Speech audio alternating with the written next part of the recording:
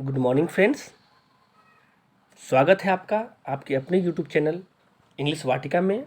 मैं हूं आपका समीर सर और आज मैं आपके लिए लेकर आया हूं वोकेबुलरी सेक्शन का ईडियम एंड फ्रेजेस पार्ट 1। तो दोस्तों, ये सारे ईडियम एंड फ्रेजेस जो आज आप सीखेंगे इस पार्ट में वो कॉम्पिटिटिव एग्ज़ाम के पॉइंट ऑफ व्यू से बहुत ही इम्पॉर्टेंट है। आप इसे सीखें। आज मैं आपको ये सारे ईडियम एंड फ्रेजेस बिल्कुल अलग अलग हिंदी मीनिंग के साथ बताऊंगा और एग्जाम्पल भी बताऊंगा। लेकिन शुरू करने से पहले आप चैनल को लाइक, शेयर एंड सब्सक्राइब करना ना भूलें। तो आइए चलते हैं अपने पहले इडियम्स की तरफ। एट अ स्नेल्स पेस, इसकी हिंदी मीनिंग होती है बहुत धीरे चलना। जैसा कि देखिए दोस्तों, स्नेल का मतलब घोंघा होता है, पेस का मतलब गति होता है। और ऐसा तो जानते हैं आप, घोंघे की गति बहुत ही धीमी होती है। इसी से मिलता जुलता इसका इंग्लिश मीनिंग है, if something moves at a snail's pace it moves very slowly. यदि कोई चीज़ बहुत धीमी गति से अर्थात घोंघे की गति से मूव करती है, इसका मतलब होता है कि वह बहुत धीरे चलती है। इसका एग्जाम्पल है दोस्त, the tortoise works at a snail's pace. कछुआ घोंघे की गति से चलती है, मतलब बहुत धीरे धीरे चलती है। अब नेक्स्ट इडियम्स है be in a tight corner. इसकी हिंदी मीनिंग होती है बहुत ही मुश्किल में होना, मतलब सिचुएशन ऐसा हो जो बहुत डिफ़िकल्ट हो। इसकी इंग्लिश मीनिंग है इन अ वेरी डिफ़िकल्ट सिचुएशन। कोई भी स्थिति जब वो अपने मुश्किल स्थिति में होती है तो हम लोग इस इडियम्स का यूज़ करते हैं। एग्जाम्पल है, this days Mohan is in the tight corner. मतलब इन दिनों मोहन बहुत ही मुश्किल में है। अगला इडियम्स है क्राई फॉर द मून। इसकी हिंदी मीनिंग होती है गुलर का फूल मांगना। दोस्तों, ऐसे जैसा कि आप जानते हैं, गुलर बहुत ही रेयर फूल होता है जो अक्सर ध्यान देता है और उसको बहुत ही कीमती फूल माना जाता है। एक ऐसी चीज़ होती है, ऐसा फूल होता है जिसको किसी ने देखा नहीं है। मतलब इसको इंग्लिश में हम ऐसे कह सकते हैं, आस्क फॉर द इम्पॉसिबल। मतलब किसी से कोई ऐसी चीज़ का मांग करना जो इम्पॉसिबल हो, असंभव हो, उसकी पहुंच से बाहर हो। इसका एग्जाम्पल भी बिल्कुल मिलता जुलता है, हर girlfriend is very much demanding. उसकी प्रेमिका जो है वो बहुत ही ज़्यादा डिमांडिंग है। सॉरी दोस्त, यहाँ पे हिज गर्लफ्रेंड होना चाहिए था, ये मिस्टेक है, हर गर्लफ्रेंड हो गया है। लेकिन आप लोग यहाँ पे हिज गर्लफ्रेंड समझेंगे। His girlfriend is very much demanding, she always cries for the moon.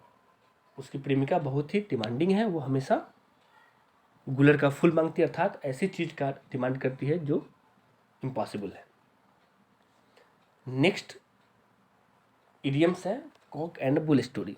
ये बहुत ही बार एग्जाम में पूछा गया इडियम्स है और इसकी मीनिंग होती है मनगढ़ंत कहानी। मतलब वैसी कहानी जिसका कोई रियलिटी ना हो। मीनिंग है, English meaning, a story which is obviously not true. मतलब वैसी कहानी जो वस्तुतः सत्य नहीं है, सच नहीं हो। एन अनबिलीवेबल स्टोरी, वैसी कहानी जिस पर विश्वास न किया जाए। एग्जाम्पल है, I can't believe in this story. मैं इस कहानी में विश्वास नहीं कर सकता। It is a cock and bull story, यह एक मनगढ़ंत कहानी है। अगला इडियम्स दोस्तों, कैट एंड डॉग लाइफ। यह भी बहुत ही इम्पॉर्टेंट इडियम्स है, कई बार पूछे जा चुके हैं। इसकी मीनिंग होती है कलहपूर्ण जीवन, वैसा जीवन जिसमें कलह भरा हुआ हो, दुख तकलीफ भरा हुआ हो। लाइफ फुल ऑफ क्वारल्स, वैसा जीवन जो क्वारल्स से भरा हुआ हो। एग्जाम्पल है, he is living a cat and dog life nowadays. वह इन दिनों कलहपूर्ण जीवन व्यतीत कर रहा है, जी रहा है। अब अगले इडियम्स की तरफ बढ़ते हैं।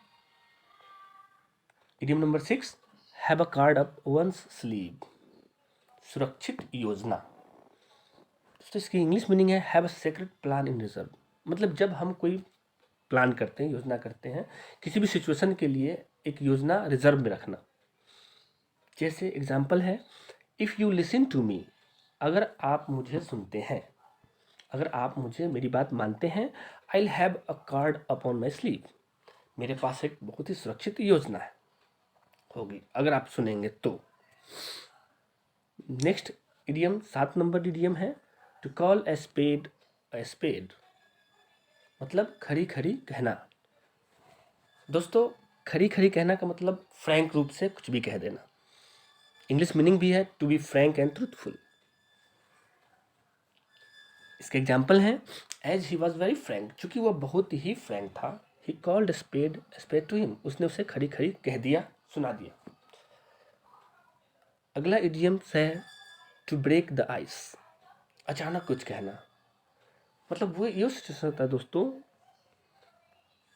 कि जब कोई सिचुएशन में चुप्पी बंधा हो, तो ब्रेक द साइलेंस, बहुत चुप, अचानक उसके बीच में कोई कुछ कह दे, तो उस स्थिति में हम लोग इस इडियम का प्रयोग करते हैं, to break the ice. Example in the midst of the silence, चुप्पी के बीच में ही ब्रोक द आइस, उसने अचानक कुछ कहा। अगला इडियम्स दोस्तों बहुत ही ज़्यादा यूज़ किया जाने वाला इडियम, और हम लोग अक्सर हिंदी में भी इसका यूज करते हैं। इडियम है to smell a rat. To smell a rat Hindi meaning है दाल में कुछ काला।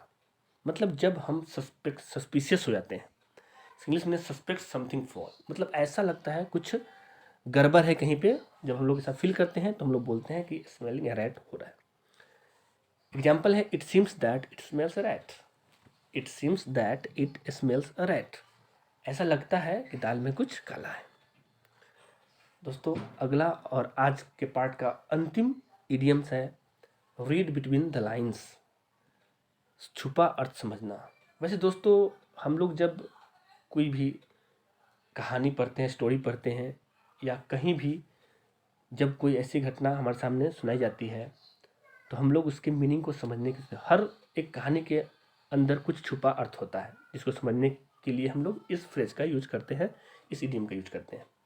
इंग्लिश मीनिंग है अंडरस्टैंड द हिडन मीनिंग, मतलब छुपा हुआ अर्थ को समझना। सो एग्जाम्पल है you must read between the lines, आपको छुपा हुआ अर्थ अवश्य समझना चाहिए किसी भी कहानी का, किसी भी स्टोरी का। तो दोस्तों ये थे आज के 10 very very important idioms and phrases. ये आपका पार्ट 1 है, आगे भी हम इसी तरह के पार्ट लाते रहेंगे। Continue to the next part. आपने आज 10 इडियम एंड फ्रेज सीखा है, इसके लिए आपको बहुत धन्यवाद, और मिलते हैं फिर नेक्स्ट वीडियो में। Thanks, have a nice day.